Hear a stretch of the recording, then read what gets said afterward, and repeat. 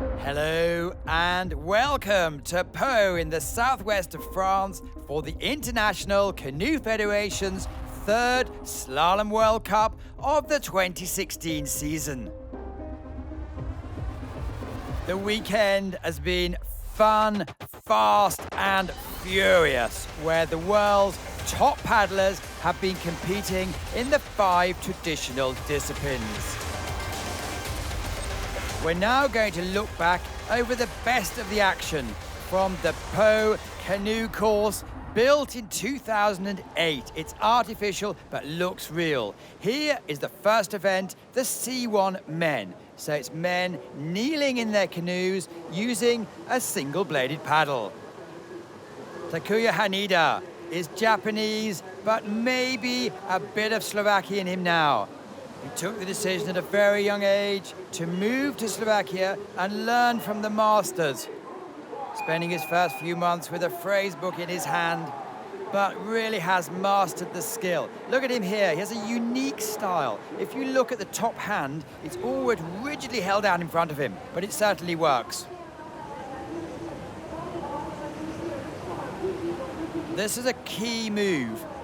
Down 11, up 12. They had to find a way of coming across the wave. Athletes used 3 or 4 different techniques through the weekend. And here is another key move, upstream 17 to 18. And he's timed that absolutely spot on. Coming over the line, and it's a very solid time. And you can see there, it takes the provisional lead, but there's many athletes to go. Nicolas Péchier. Nicolas' brother, Benoit, was the Olympic champion in 2004 in Athens Olympic Games. He comes from a very strong paddling family in the Ardèche, and as you can see, has a very powerful build. Not many athletes can lift and push the water harder than he does. For many years, he specialised with Pierre Labarelle in the C2, but now he's going for C1. And when he retires, he's going to be a professional sports photographer. That's not what he wanted to do. So many of the French athletes over the weekend have struggled with the first gates. It means they're taking them too finely, cutting the angles. Using all his power to come through 11 and 12. Spinning on 17. Again, a super surf to 18. Puts him in a good position, keeping the speed on there. Comes over the last section, just one more key move to make, and he powers home. Well, he knows he's left something out there. Alexander Slavkovsky, he won last week in Pau. So far, he's won 5 World Cups. It's still a little bit off Tony Estanguet, who's won 14, and Mikhail Martkin, who's won 13. But look at his style, it's deceptively easy. He really does put the paddle in the water just at the right time. Good solid start. A really tricky combination here. Invites you to cut the lines, but if you do too much, you're really punished. It's called a boogie move. You effectively use the left-hand pole as an upstream, but it gives you a very good angle into the up 12. It's one of the key moves on this course. And Nick Smith, the course designer, has really set a challenging course here with 3 or 4 really difficult sections. But he's looking very solid, very smooth. All he has to do now is power home through the last section.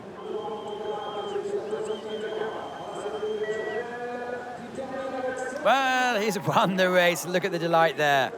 The first athlete since 2013 to win back-to-backs. Slavkovsky takes the gold for Slovakia, Péchier the silver for France, and Haneda a wonderful bronze for Japan. This is the World Cup standings after 3 events. Slavkovsky is leading ahead of Anzi Burcic.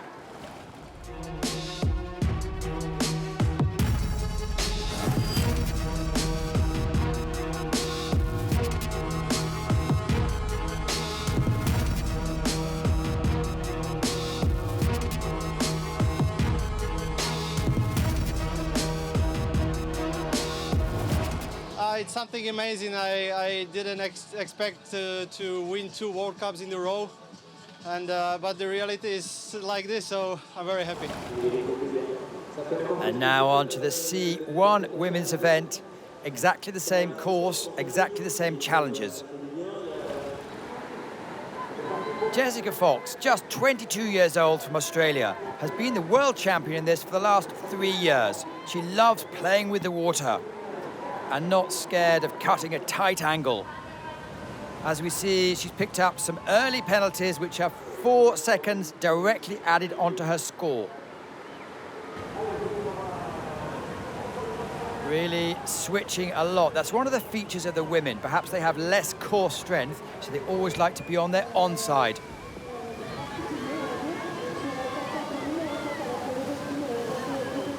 Switching again just before 18. Last week she decided not to go in this event to concentrate on the K1 where she was going to be representing Australia for the Olympic Games. Maybe held up there a fraction, but really paddling hard, comes over the line and moves into provisional first place. Looks absolutely exhausted. Mallory Franklin, maybe the tallest, most angular paddler out there, but very, very accomplished. Always seemed to put the paddle in the right place, loves the big water. Again, a very accomplished K1 paddler, and switches in really, really interesting places sometimes. Deciding to spin on tricky 11, switching again, moving up into gate number 12, maybe losing a little bit of time, spending a lot of energy coming down. Mallory, by the way, has twice been the vice world champion. Making easy work of the tricky 17-18 cross. This is not an Olympic event, so these girls are really planning for 2020 when it's due to appear in Tokyo. Cutting a fine line there, powering across the line. Well, ranked number 2. When the judges looked at it, Jessica Fox was deemed to have a 2-second penalty, so the roles were reversed, in fact. As confirmed, Mallory Franklin takes the gold, Jessica Fox takes the silver, and Nuria Villarubla, who we saw in our frame a few minutes ago, takes the bronze. World Cup standings after 3 events, Mallory Franklin leading from Kimberly Woods, Nuria Villarubla in 3rd, and Jessica Fox in 4th.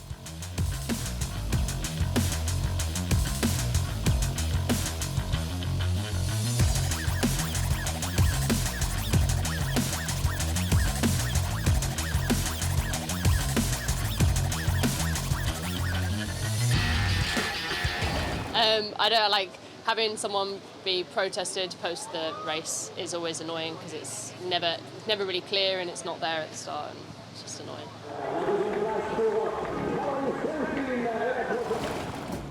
How do you remember the gates?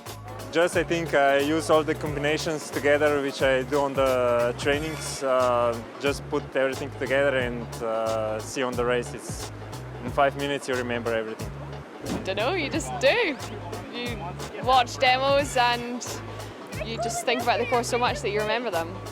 It's a tough question. I just look at the course, try to memorize the lines, but then when I go down the course, I don't think at all. I just do the water tells me to do. I have one job to memorize the course, so I do my best to just remember where the gates are and take them. I have to start from the beginning to get to know what's like gate 15, so I'm like down 1, down 2, up 3, down 4, down 5, to finally get wherever I am to get to the gate I want. I just repeatedly visualize the course over and over in my head, and I also watch the demo runs video as many times as I can before I go to bed. Dream about it. Now switching from the canoes to the kayaks. This is where the athletes are sitting down in the boat with a double-bladed paddle. Samuel Hernandez, the flyer from Spain. In the London World Championships 2015, he broke a blade on the paddle, which means no Spanish representative in the Rio Games. He's capable of putting down some really fast times and takes all the risks. As you can see, he likes to throw the boat around, deciding to spin there, using all his power.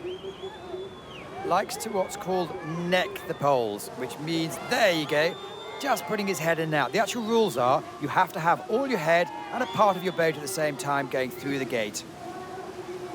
But he's really putting down a spectacular run. No penalties so far. and really making the boat work all the way through. That's really special. Takes provisional first place.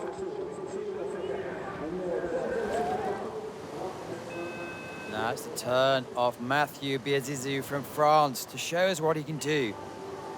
He's from the same canoe club as Klaus Pesch. Designs his own boat and recently has changed size. Says it fits him better. Oh, there he's going. Really, really tight lines. Was disappointed not to be in the top 3 of the French trials, but as the French are allowed 4 boats in a category, he's normally going to be racing all the World Cups. Mathieu, capable of putting down some sensational runs. 2015, Liptovsky, everyone remembers where he won by a country mile. Great boat control, always looks relaxed, but really moving the boat and keeping it fast and furious at all times. So Clays, the crowd cheering him on. Oh, by 17 hundredths of a second, he moves into second place. That's not what he wanted.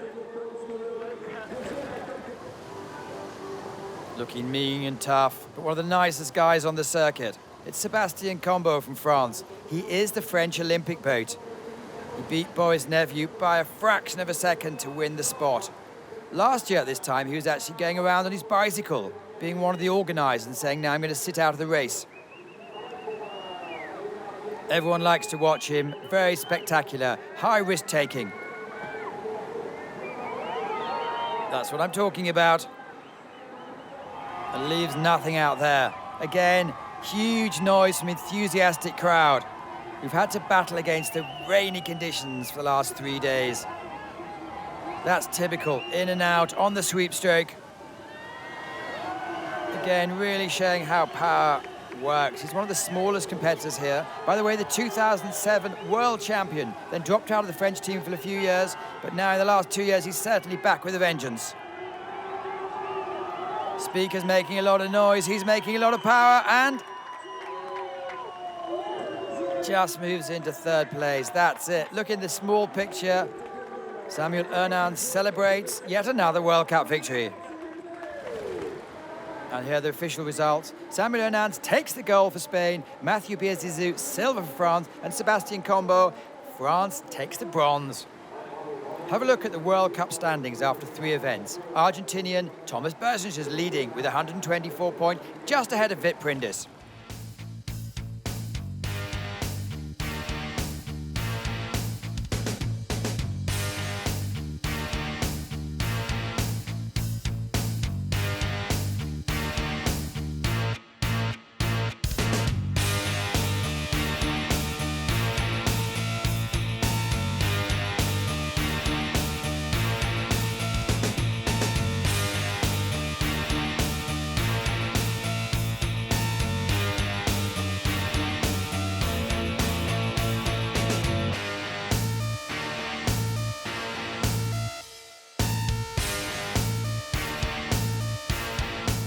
Yes, it was important to do a clean run, but it was not sufficient to paddle clean. I know I have to attack a lot, so it's okay.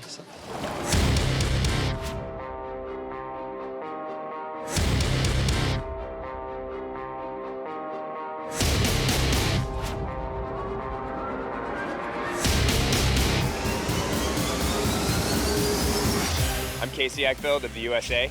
My name is Melanie Pfeiffer and I'm from Germany. I'm Cameron Smedley and I'm from Canada. We had 4 competitions and it was very, very hard. It wasn't easy because the German girls are very strong and it's not so easy to be the best German. It's been a long and windy road. Our selection process started at Pan Am's last year and it's finally finished up today. The road to Rio has been a little bumpy. I had a really great finish at World Championships, which gave me a great head start into the competition, but I had to keep my mind together through the rest of the United States Olympic process to secure my spot. Yeah, it still hasn't sunk in yet. Be pretty excited this afternoon.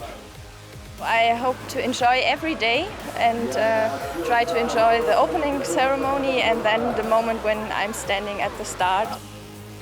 Apart from the obvious, I want to make a little bit of a mark on history. This will be the first time the United States sends an athlete that will compete in 2 disciplines, and I'm really excited to be that athlete. The action continues. It's the K1.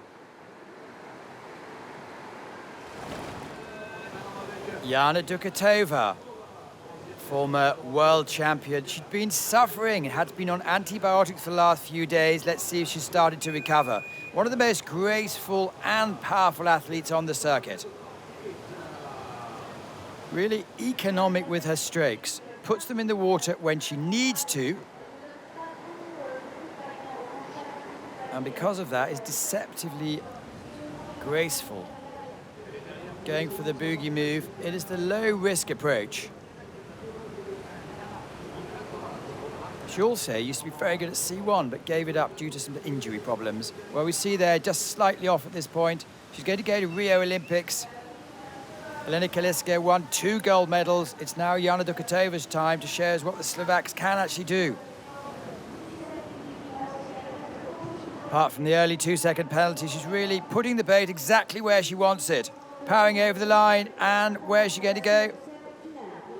Well, initially in first place, but I think she knows she's left something out there.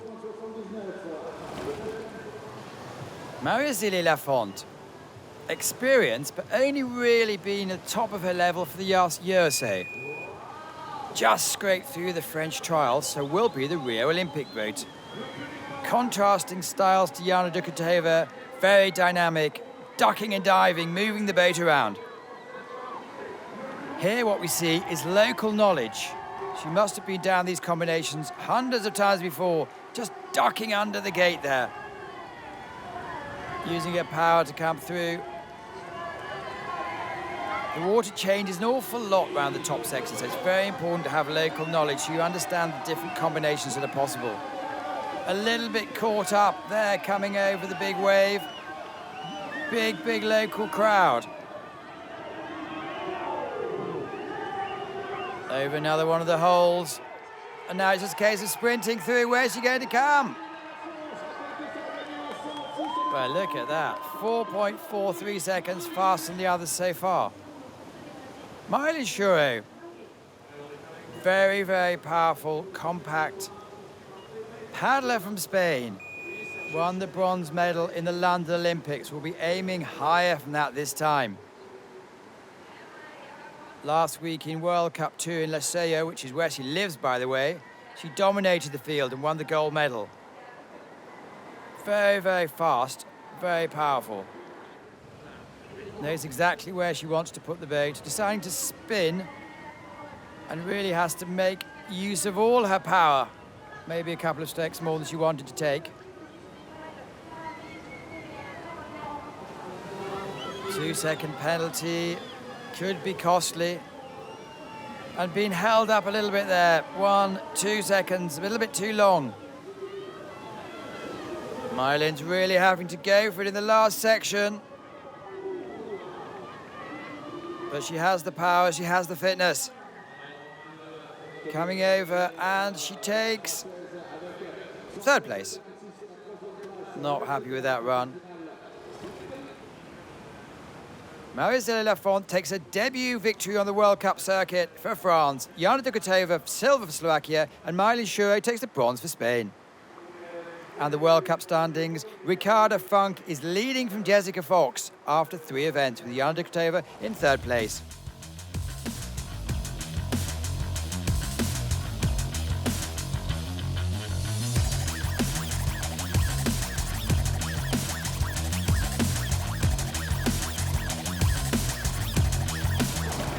It's my first podium in the World Cup, and also I won at the home. I'm thinking of Jessica Fox, who took a last-minute 50-second penalty. It's a bit different, but I'm really happy to have won, and at my home. We are delighted to welcome to Pau the Canoe Slalom Cross on this such beautiful whitewater stadium. 50 men and 20 women will be competing on a spectacular obstacle course, including an Eskimo roll.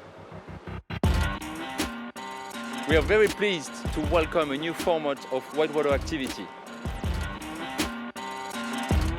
We will have time trials to select the seeding, and then we will move to quarterfinals, semi-finals, and the best four will compete to become champion of this slalom cross.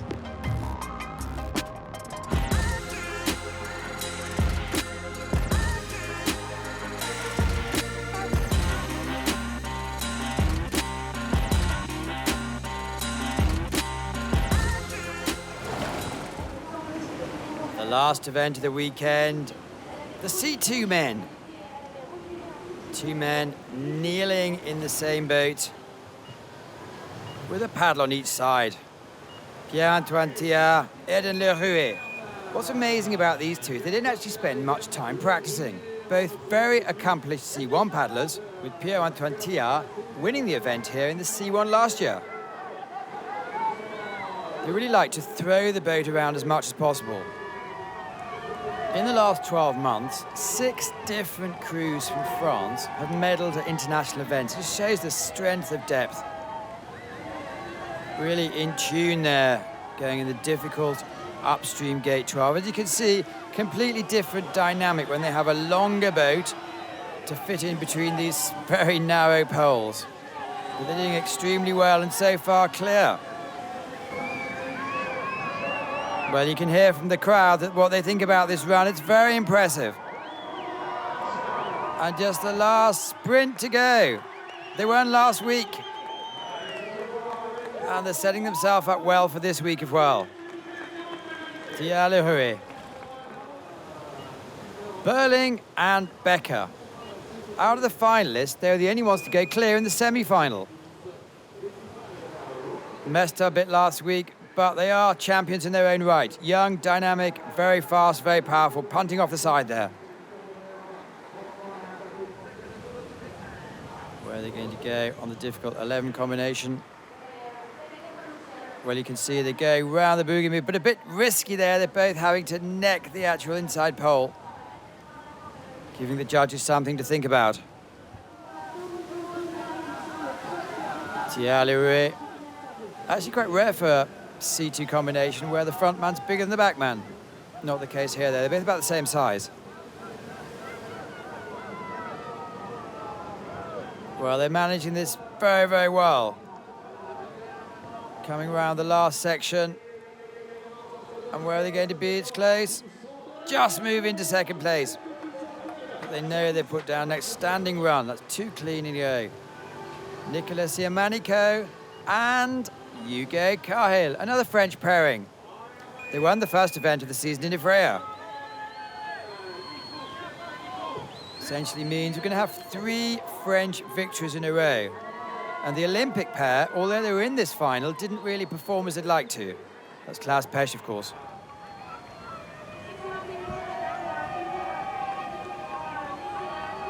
With their distinctive I Love C2 campaign to keep it going. Of course, it's going to be kept in the World Championship programs.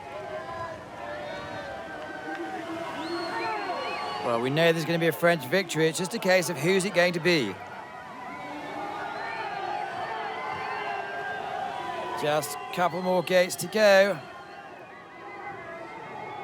Well, just slowing themselves down, a half a second here, half a second there. What's it going to happen? Well, with such a good run, you should win, but they come into 3rd place. And confirmation of the results, Thiard Lerouet take the gold for France, Burling Becker take the silver for Germany, and Siamanico and Cahill take the bronze for France. With the World Cup standings, not surprisingly, with 2 victories, Thiard Lerouet are leading the ball. 2 more World Cups to go, by the way.